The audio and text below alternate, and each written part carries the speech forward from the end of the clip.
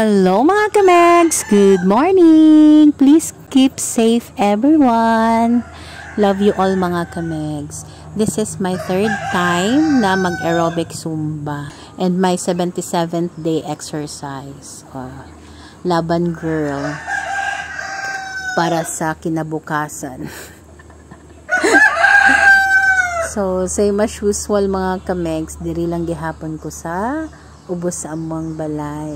Start siguro ko nag-exercise ani or 30. Nahuman ko mga 6 AM.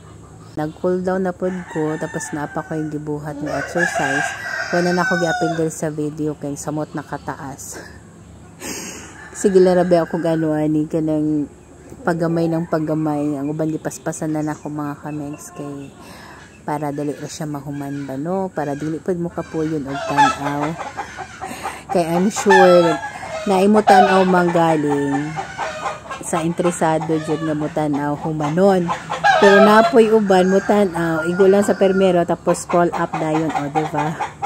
So naka-decide ko nga mubuan na to gamay kay para dali ra siya matan-aw. Mga 3 lang siguro ni. O diba no.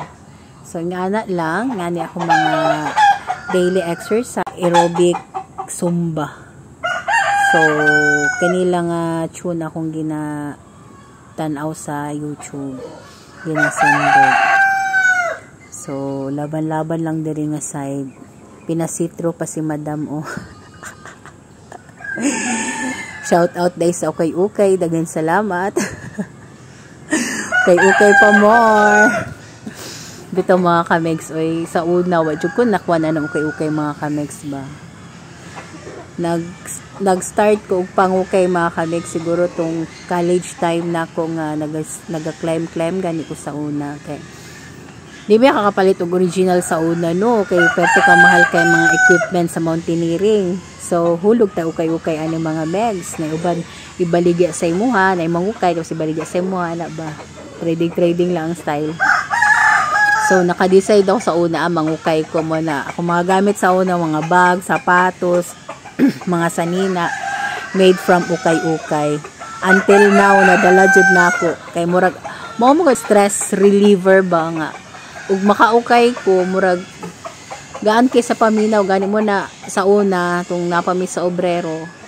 Kay ano man ko sa una, nagatindag sudan sa mga gawas. So, wala joy adlaw nga di ko makahapit sa ukay-ukay bisag isa lang ka item or duha ka item ako mapalit. Pero dili ko nagapalit og mahal ha.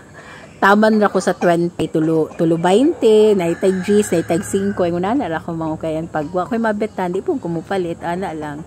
Sa palit lang ko og mahal mga kamegs sa halagang 100 pesos ra jud siya taman. Og bet pod kay nako ang item nga paliton. So, laban-laban lang jud ko sa ukay-ukay ani mga kamegs kay plus size ba kay ko sa una no. So, thank you for watching mga kamegs and please follow and share and likes and comments sa ako ang Facebook personal, Reels and TikTok. God bless urot mga kamegs. Love you all. Bye.